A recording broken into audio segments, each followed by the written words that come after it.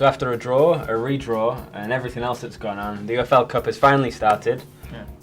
And we've got the first few results coming in. Well, let's look at the group stages into this. Eco, who do you think is going to get through each group?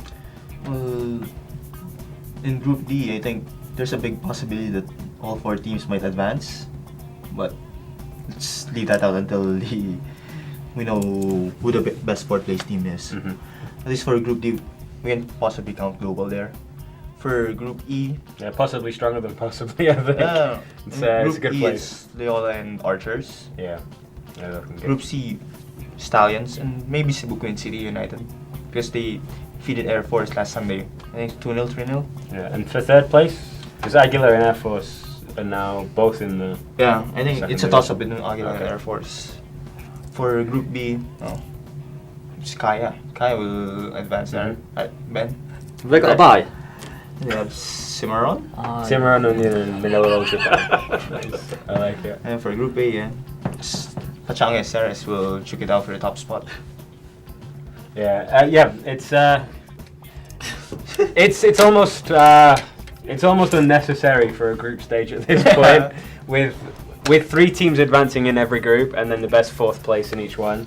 It's going to be 16 in the next round out of, I think it's 23 in total. So only 7 teams will be eliminated out of the 23. But at least the football has started. It's on display now at the Emperador Stadium. Check out the UFL schedule for that. They'll give every schedule there, and make sure you can check that one out to see it all live. But Coach Mick, are you surprised by anyone recently, given the pre-season going into this competition? Who would you say favourites, and then maybe a dark horse? Well, I think without a doubt Global have to be favourites, and I'm sure Brian Reid will be disappointed if they don't win it. They've definitely got, assuming everyone is fit and available, they've got the best squad. Sorry? And eligible. Yeah. I've got Rufo down as top scorer. Yeah, it's actually an issue that's for fantasy football. I've really got to now consider whether we keep Rufo in for fantasy football based on all this, or what goes on now. But yeah, going back to predictions. I think, well, as a dark horse, I don't know. I mean, General Trias played some nice football in parts last year. I think that the final, arguably everyone wants to see, excuse all Kaya fans, is Morocco against Global. I think that would be a good final to play. And would have been for the pre-season, but things. Yeah. Maybe Ben, you could just very briefly tell us what happened with the pre-season one, with the final Global versus Loyola.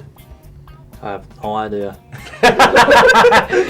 So official word from wait. I'm kidding. I think we had 11 players. I think it was 11. 7. I think 7. 7 eligible players. Yeah. With injuries. No, I mean 11 on international duty. Oh right, yeah. 11 on duty. Which left us with 7. There you are. We got there. Oh, sorry. We got there. I did lead you nicely into that, by the way, but yeah. Think quicker, come on. So, how many players did you have fit? Yeah. 7. How many? 5. Roy, remember last week you were telling about that they could have played 5-a-side or 7-a-side instead in the Emperador Stadium. Oh yeah, that would have been fun. 7-a-side. Yeah, because if you have 5 players sent off or unavailable, you get the game gets scrapped. Yeah. But you can have 7 on the pitch at one time. So 7-a-side football at Emperador Stadium would have been fun. So what they did with rugby 7s to make it a bit more fast-paced and entertaining. So maybe football 7s would be the way to go for that. Yeah. But let's go back to the UFL Cup. Ben, aside from Global, who are you looking at in the team? Give us some of your players for the fantasy football. Some of mine? Yeah. Well, I think some players are ridiculously cheap. Yeah. compared to other players. I don't know how they've worked it out, but obviously I'd go for most of my team Global if I could get them in. Yeah. And then obviously I think Morocco are our biggest rivals this year. They look to have equipped themselves well with a couple of good signings. Yeah. And then I'm quite impressed with Green Archers as well, to be honest. I watched them play. They've got a young side, and they passed us off the park really. We had maybe 4 chances and scored 2 goals. We were lucky to go through that night really, and then obviously Kaya might be up there. But yeah. Yeah, kind of improved as well. They've got Actually, a decent- Ceres. Yeah. Ceres are strong. We played them in pre-season.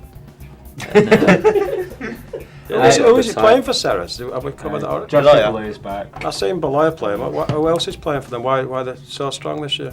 It's the same. It's mostly the same guys as That who won won the the Smart Club Smart. Championships. Mostly the same. I think Jason Cordova is back as well as it's the nice. same players there. I'm not sure which players have grabbed from abroad. It's different ones this time round, but it's the same core of the team.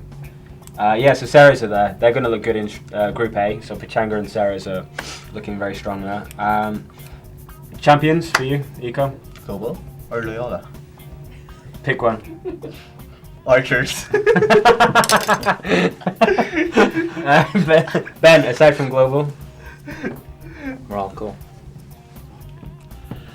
It's not often I agree, but I agree with Mr. Starosta that I think that's the final. Plus, given the animosity from the pre-season cup, if you like, that wasn't played, I think that would be Final that wasn't.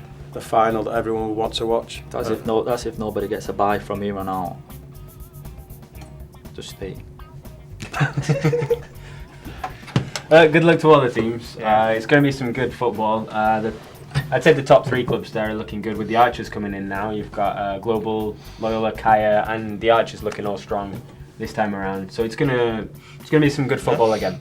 So catch everything live at the Emperador Stadium or follow us at FTW Sports for the updates.